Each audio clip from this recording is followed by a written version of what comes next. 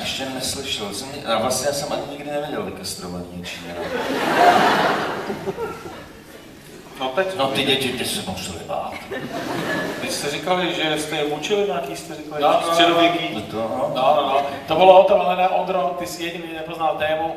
To bol čínsky podnikateľ, výrobca tričiek, ktorý tvrdí o tom, že preto sú tak ekonomicky výhodné, lebo už trojročné deti robia tie trička a keď to nechcú, tak ich mučia.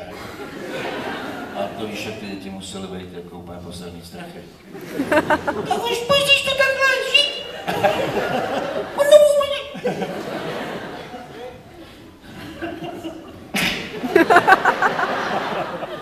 Slapečenec.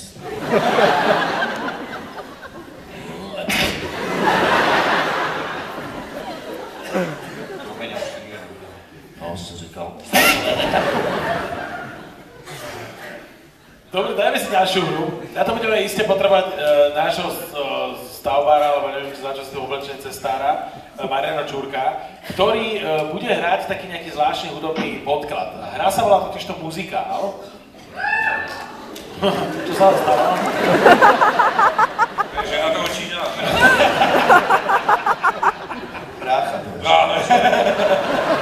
A musíme si akurát vymysleť nejakú situáciu. Skúsme to urobiť... Kam koukáš? Soustřed se. Vejráfu.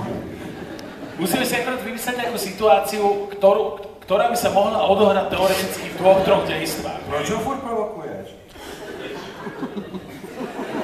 Kam máš koukat, jsem ti říkal, koukej tam, nehrb se. Vykračuj.